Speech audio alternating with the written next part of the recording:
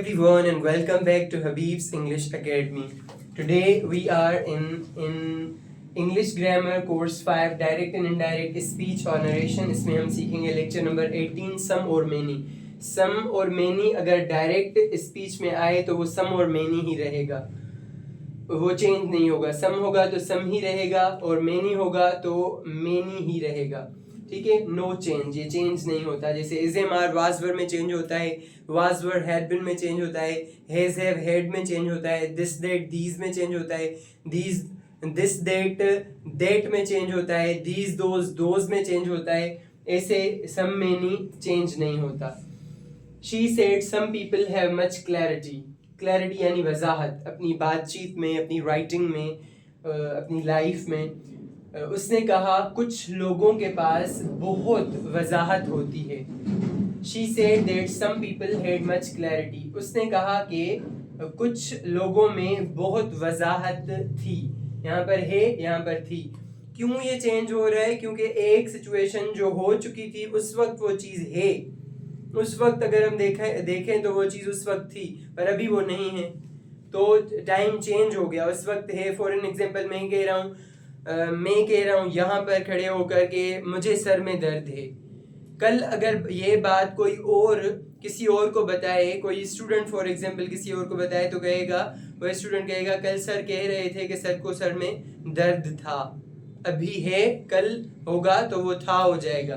क्योंकि ये direct and indirect हम इसलिए सीखते हैं क्योंकि अभी की बात अगर बाद में बताई जाए. मिसाल के तौर पर अगर हम एक और एग्जाम्पल लें कि मेरे पास ये पेन है, तो कल अगर कोई ये बात किसी और को बताएगा तो वो कहेगा सर कह रहे थे कि उनके पास वो पेन थी किसी और जगह पर जाकर. ये दिस चेंज हो गया दैट में. इसीलिए डायरेक्ट एंड इनडायरेक्ट हम सीखते हैं कि इस सिचुएशन में वो चीज़ है तो आने वाले वक्त में वो चीज़ तब्दील हो जाएगी, टाइम चेंज हो जाएगा. तो टेंसेस वगैरह, is am are was were वगैरह सबके रूल्स यहाँ पर हम सीखते हैं कि किस तरह से क्या चेंज होता है. प्रोनाउंस हों, टेंसेस हों, यूजेस हों, मॉडल्स हों, टू बी वर्ब्स हों, कुछ स्पेशल वर्ड्स हों, एक्सक्लेमेटरी सेंटेंस कैसे चेंज होता है, अफर्मेटिव कैसे चेंज होता है, वगैरह वगैरह. Number 2, they said our writing has some coherence. Coherence का मतलब होता है रब्त या हम आहंगी, यानी राइटिंग बिल्कुल फ्लो के साथ चले, कोई गड़बड़ ना आए.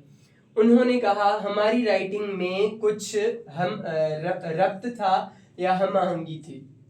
They said that their writing had some coherence. उन्होंने कहा कि उनकी राइटिंग में कुछ कोहेरेंस थी. अभी एक बात और स्पेशल मुझे याद आ रही है यहाँ पर. अगर ऐसा हो कि वो बात अभी तक एप्लीकेबल हो तो फिर आप चेंज नहीं करेंगे. मिसाल के तौर पर अगर मैं कह रहा हूँ कि आई एम हेयर और वहाँ पर बैठकर कुछ स्टूडेंट्स कह रही हैं कि सर ने कहा कि वो यहाँ हैं, तो वो वाली सिचुएशन अभी तक एप्लीकेबल है तो वो यहाँ हैं ही होगा. नंबर 3 पर हमारे पास एग्जाम्पल है. We said many policeman had great commencement. हमने कहा बहुत सारे पुलिसमैन को बहुत अच्छा आगाज या शुरुआत थी. We said that many policeman had great commencement. हमने कहा कि बहुत सारे पुलिसमैन के पास बहुत अच्छी कमेंटमेंट थी. हेड जो है वो चेंज नहीं होता और हेड ही रहता है. ये 3 एग्जाम्पल्स मैंने दिए हैं स्पेशल वोकेबलरी के साथ. 3 वर्ड्स भी आपने सीख लिए और बहुत कुछ सीखा है इस लेक्चर में.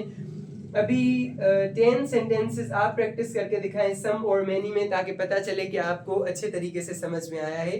Thank you so much.